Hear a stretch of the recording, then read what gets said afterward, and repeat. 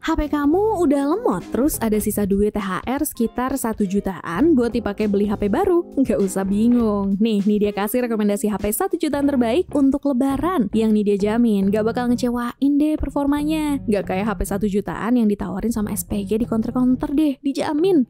Maaf, keceplosan. Syaratnya adalah HP yang nih dia rekomendasiin kali ini, RAM-nya minimal harus 8 GB, storage-nya minimal 128 GB bertipe UFS atau kalau 256 GB tapi eMMC ya masih nggak apa-apa. Refresh rate layarnya minimal 90 Hz buat dukung kenyamanan. Dan terakhir, resolusi kamera utamanya minimal harus 50 megapiksel. Biar kalau dipakai foto-foto pas lebaran minimal nggak burik. Dan jangan kaget ya, kalau smartphone 1 jutaan dari brand gede yang baru aja rilis belakangan ini, banyak yang Nidya nggak rekomenin karena ya murni nggak masuk kriteria Nidya sama sekali. Smartphone 1 jutaan terbaik untuk lebaran pertama yang Nidya rekomendasiin adalah Redmi 12. Yap, pasti banyak yang aneh. Kok masih aja rekomendasiin Redmi 12 di tahun ini? Alasannya murni karena spesifikasi yang ditawarkan oleh Redmi 12 ini yang sangat murah untuk harga 1 jutaan. Terus dapat versi tertinggi 8/256 GB. Terus layarnya udah FHD+, 90 Hz lagi. Bang Bewok secara pribadi udah pernah langsung melakukan hands-on sekaligus review Redmi 12 ini ya, dimana secara desain meskipun tidak terlihat begitu mewah murni karena harganya yang emang di bawah 2 juta, tapi secara layar Redmi 12 ini terbilang membawa improvement yang cukup baik dibandingkan dengan versi sebelumnya. Pas dites menggunakan aplikasi Antutu versi 10, Redmi 12 mampu menghasilkan skor yang cukup oke, mencapai 200 ribuan poin berkat chipset MediaTek Helio G88 yang disematkan sebagai dapur pacunya. Buat yang hobi main PUBG, HP ini bisa dipakai main di settingan Smooth Ultra dengan frame rate rata-rata di 35-40 fps. Sementara untuk Mobile Legends di kisaran 50-60 fps. Jadi udah kebayang dong, meskipun HP ini umurnya udah hampir 1 tahun, tapi performanya masih nggak bakal ngecewain sebagai HP baru kamu di lebaran tahun ini.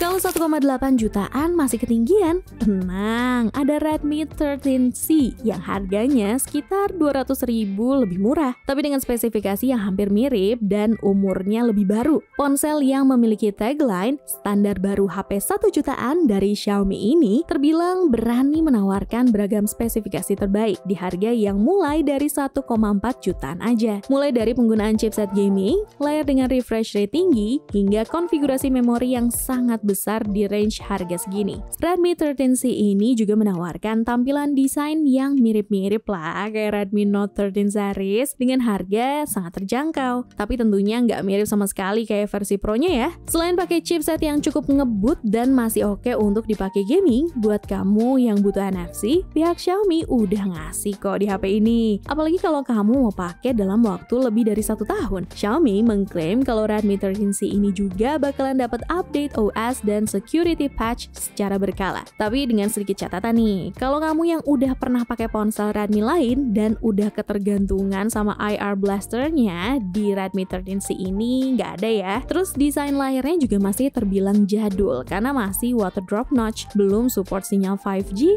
dan juga tipe penyimpanan internal yang digunakan belum bertipe UFS alias masih eMMC. Oh ya, buat kamu yang sebenarnya Redmi 13C ini punya kembaran yaitu Poco C65. Mulai dari layarnya, chipset, RAM, storage, kamera utama, baterai, sampai kemampuan chargingnya sama persis. Yang ngebedain paling cuma di desainnya aja. Bahkan bisa dibilang nggak beda-beda banget juga. So, ini bisa opsi aja. Kalau misalkan nggak nemu Redmi 13C, kamu tetap bisa pilih Poco C65 dengan harga yang sama.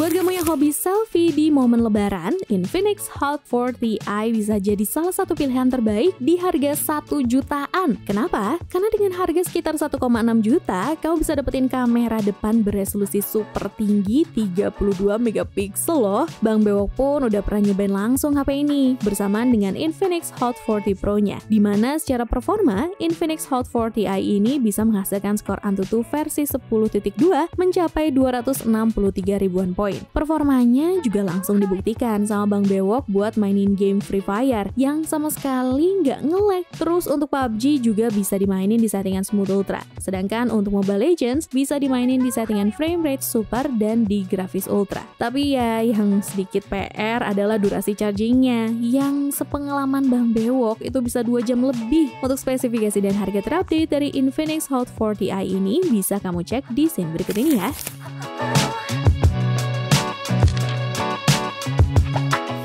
Selain Infinix Hot 40i, masih ada Tecno Spark 20 yang punya spek mirip-mirip. Cuma kali ini pakai chip Helio G85, tapi masih dengan harga yang sama-sama 1,6 juta aja. Dengan harga yang sama, terkait kemampuan kameranya, di sini justru terbilang lebih maknyus karena kita dikasih kemampuan perekaman video yang lebih baik karena bisa rekam video maksimal di 2K 30fps. Terus kalau ambil foto atau video selfie di kondisi low light, ada bantuan penerangan tambahan yang bisa diatur, kayak fitur Aura Light di Vivo V Series yang harganya 5 jutaan ke atas loh. Belum lagi dia ini udah ada sertifikasi IP53-nya, jadi bisa lebih ngerasa aman kalau misalkan kehujanan. Sementara untuk detail spesifikasi lainnya terbilang sama kayak Hot 40i tadi. Secara performa, Bang Bewok juga udah nyobain nih, dan hasilnya juga terbilang mirip, tapi sedikit catatan untuk game Mobile Legends. Pas Bang Bewok tes sih cuma mentok di settingan frame rate high aja ya, meskipun grafisnya udah bisa di ultra. Uniknya lagi, di Tecno Spark 20 ini ada fitur yang bisa bikin tombol air trigger ala-ala kayak ROG Phone juga loh. Jadi buat kamu yang hobi main PUBG, meskipun kelihatan gimmicknya rada dipaksain, cuma ini termasuk gimmick di sektor gaming yang lumayan berguna menurut Nidya.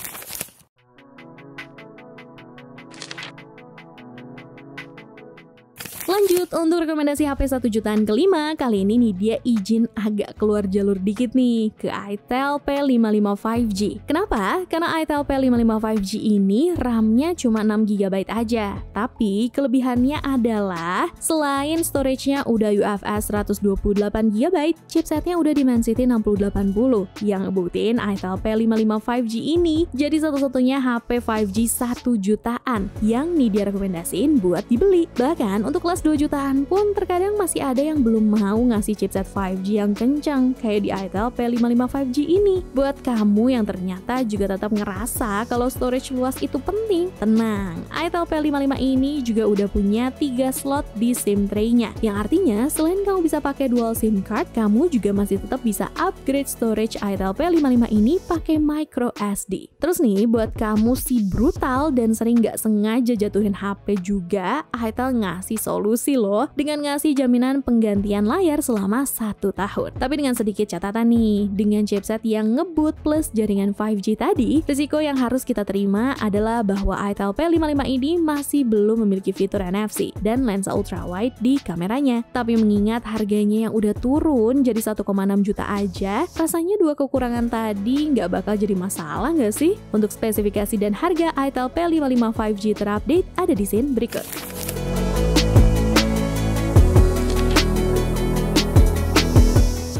Oke, masuk ke rekomendasi HP 1 jutaan terbaik untuk lebaran ke-6 yang menurut Nidya punya fitur terlengkap dengan harga termurah. Nidya rasa kalian juga pada setuju lah ya kalau Infinix Note 30 harus masuk ke dalam list video kali ini. Alasan kenapa Nidya masih sangat merekomendasikan Infinix Note 30 ini meskipun udah ada Note 40 yang baru aja rilis adalah harganya yang udah turun banget. Bayangin dengan spek tinggi mulai dari RAM, ROM 8/256GB, chipset gaming, layar 120Hz, dual stereo speaker by JBL, sertifikat IP53 dust and waterproof, NFC, kamera cukup oke, hingga baterai jumbo yang disupport oleh pengecasan cepat. Infinix Note 30 ini harganya sekarang cuma 1,9 juta aja. Gokil nggak tuh? Nah, kalau bicara soal gaming, di sini Bang Bewok sempat nyobain beberapa game, mulai dari Mobile Legends, PUBG Mobile, sampai Genshin Impact. Overall, selama dipakai main, Bang Bewok sama sekali nggak nemuin masalah berarti di HP ini. Tapi dengan catatan ya, untuk PUBG Mobile, saran Nidya mending main di settingan Smooth Ultra aja deh. Kalau Mobile Legends sih bebas, mau main di settingan rata kanan pun ya monggo, masih lancar banget kok. Tapi nih, untuk Genshin Impact mending main di settingan defaultnya aja deh, yaitu low 30fps, atau kalau mau sedikit lebih smooth, di low 60fps. Buat kamu yang kepo sama skor benchmarknya, Bang Bewok juga sempat nyobain pakai Antutu versi 9 dan versi 10. Hasilnya, untuk HP dengan harga semurah ini, udah lebih dari cukup.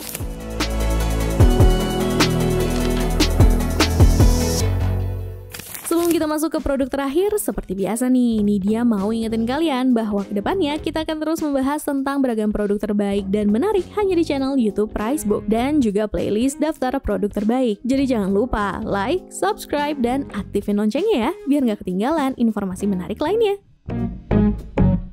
Produk terakhir yang menurut Nidia lebih lengkap lagi, bahkan dibanding Infinix Note 30 tadi, adalah Tecno Pova 5. Meskipun pada dasarnya HP ini punya spesifikasi hingga performa yang identik banget kayak Infinix Note 30 tadi, cuma untuk kapasitas baterainya di sini lebih jumbo, yaitu 6000 mAh. Jadi kalau dipakai seharian, otomatis Tecno Pova 5 ini bisa jauh lebih aman soal ketahanan baterainya. Nggak perlu ketemu casan sering-sering. Tapi mungkin satu poin penting yang nggak bakal kurang disukai oleh calon pengguna wanita adalah garis desainnya. Jujur ini nggak jelek, tapi menurut Nidia sih bakal lebih disukai oleh cowok-cowok karena looksnya yang gaming banget, beda kayak Infinix Note 30 tadi yang desainnya lebih cocok untuk semua calon pengguna. Jadi kalau menurut kamu gimana? Lebih mentingin desain dan ambil Infinix Note 30 atau bodo amat soal desain tapi yang penting baterainya jauh lebih awet? Coba spill di kolom komentar deh. Buat kamu yang kepo sama spek lengkap dan harga terupdate-nya ada di scene berikut ya. Sekalian Nidia izin pamit, cobalah.